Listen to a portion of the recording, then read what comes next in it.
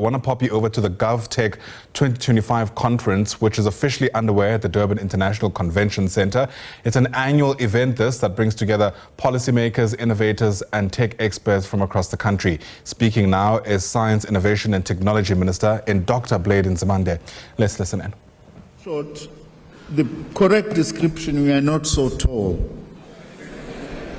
So thank you very much, Program Director Peter. It's very good to see you again. I haven't seen you for quite some time. Let me greet the Honorable Minister of Communications and Digital Technologies, Minister Solly Malatsi, the Premier of KwaZulu-Natal, Thamsanqa Ntuli, your Honorable, the Executive Mayor of eThekwini, Councillor Cyril Xaba Nonkosi, MEC Dlamini and other MECs who are here. I'm sorry if I haven't seen others. Let me also greet the MECs and honourable members of Parliament. Hey, I may be in trouble. If this committee summons me one day, I don't want to be in trouble. I want us to have peace, please. DG Nongubela Jordan Jani and other DGs who are here, the chair of the SITA board, as well as the CEO who has presented here before us, all senior government officials who are here, heads of public research institutions and academic institutions, leaders of business and private sector, Microsoft, amongst others, was presenting here. I also saw the executives of Huawei company and many others, members of the private sector I haven't seen who are here, innovators and tech entrepreneurs, esteemed participants. Let me start by expressing my gratitude to Minister Malatsi for the invitation to come and address this important conference. I hope I'm not advertising my department badly. I have a piece of paper, not a tablet. This is in...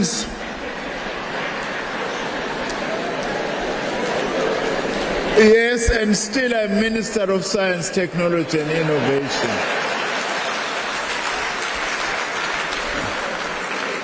This is in solidarity with those of my age that we are still nursing to come along to the iPads.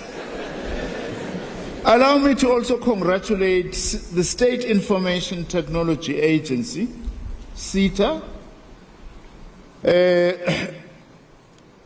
for this conference. I must be honest, I haven't seen this in South Africa. This kind of frontal displays and screen. I think the last time I saw this was in Dubai, who are professional conference organizers. So well done. This looks very good. I must also say that your chosen theme for this year's conference, which is One Data, One Citizen Service Journey, Digital Transformation, resonates with our own department's recently adopted mantra, which is placing science, technology and innovation at the center of government, education, industry and society. Unless we do that, we are not going to make progress as a country. Inspired by the theme of this conference, I wish to briefly speak just on 3 issues which I believe are worth considering at a gathering of this nature. The first is the far-reaching impact of technology in our daily lives. Over the last 50 years or so, we've seen the emergence of a number of technologies that have transformed our world in ways even exceeding our most optimistic expectations, including the internet, World Wide Web, mobile phones, smartphones, GPS, and many other technologies that we have now, including electric vehicles and artificial intelligence. I hope those who sometimes scold us and say, Nzimande, why are you studying stars, astronomy?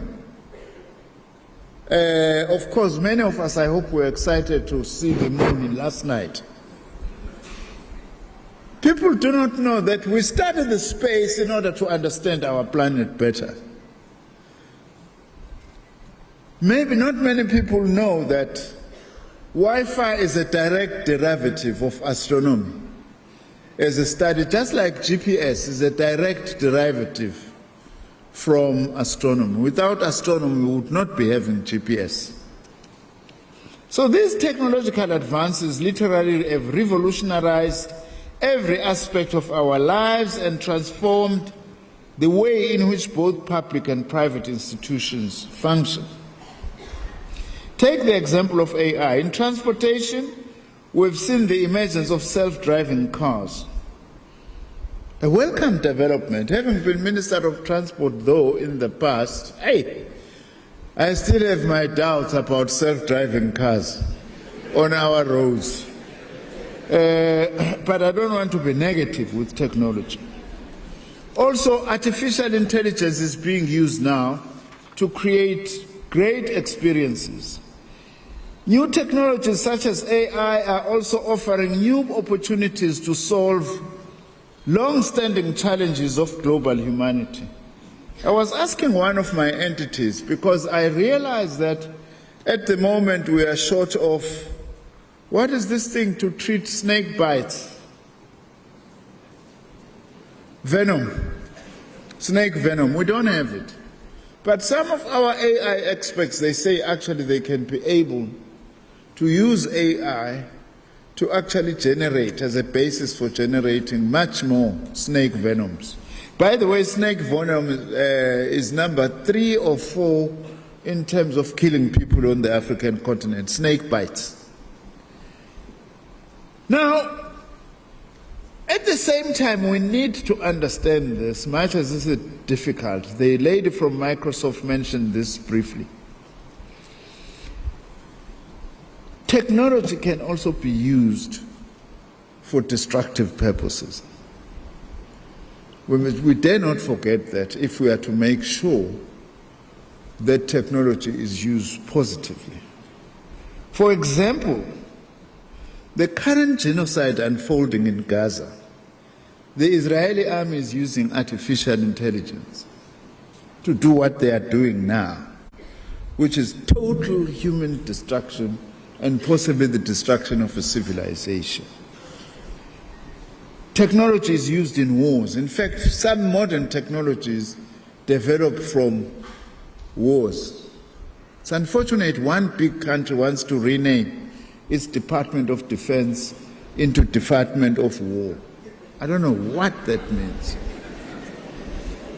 So it reminds us then that technologies are not inherently neutral or democratic, and that they must be understood also as extension of political and economic power. Now, what are the challenges of digital transformation? I just want to put this very briefly and straight. I know that my speechwriter is going to say, yeah, Minister, I sleep at 3, 4 a.m. in the morning, then you don't read my speech. You understand me by now. I also read the mood, you see, and see where we are. I just want to say this. In short, digital technologies are so important and so fundamental. The other day I was reading that President Xi Jinping of China said that all kids now in China from age 6 are going to be taught the basics of artificial intelligence. That's being very serious about what we ourselves need to do. Also, digital technology gives us capacities that we need as a country. That's why I'm very pleased that we are reinstating this GovTech. It's a very important thing. Also, we need digital sovereignty. We can't be having our data being controlled by everybody anywhere. Yes, of course, we must cooperate with other countries, and there must be partnership between public and private sector. That's very important, but we must do that within the context of guarding our digital sovereignty, because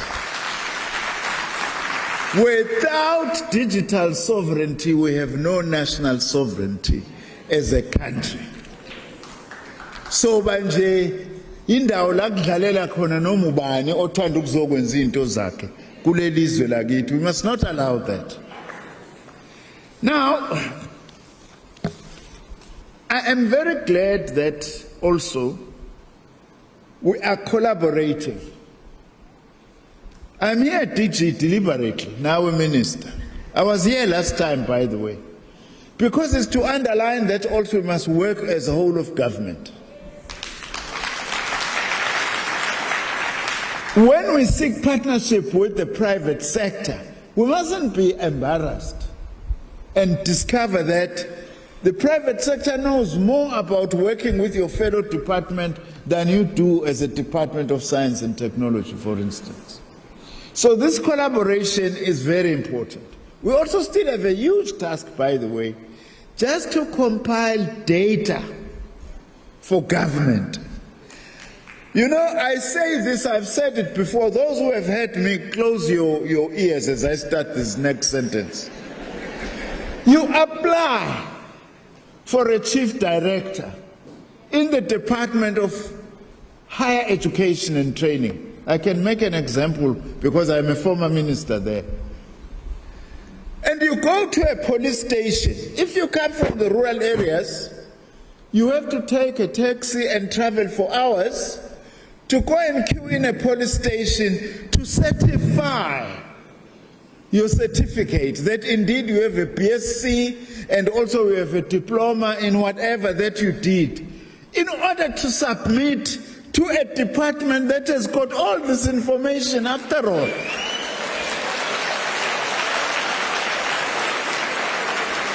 Why should I prove to the Department of Science and Technology that I have a BSc? Because the department must simply press a button and all my qualifications must show. And not waste this energy and time. There's a huge task that we have which underlines the importance of cooperation. Now, let me talk about the last issue, which is our own role as the Department of Science, Technology and Innovation. We are more concerned about developing the scientific knowledge and the scientific basis even of digital technologies. That is why, amongst other things that we have, is that we are responsible for implementing our 10-year plan, decadal plan for science, technology and innovation, 2022 to 2032. Through this plan, we seek to intensify South Africa's economic transformation by driving the modernization of all key sectors of our economy. If we don't modernize mining, if we don't modernize manufacturing, if we don't modernize the functioning of government as you do here, we are not going to make progress as a country. Through our decadal plan, we seek to intensify South Africa's economic transformation by driving the modernization of key sectors of our economy. As part of our decadal plan, one of the things we have to share with you is what we call the task of building foundational capabilities for the digital economy. That includes, by the way, developing local technologies so that we don't rely on imported technologies.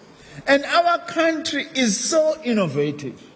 South Africa is an innovative country across the board. From Amapiano to Lady Smith Black Mambazo, to our scientists, to our experts. We, by the way, discovered the first variant of COVID here in South Africa. There's us, and there are many other innovations that we have.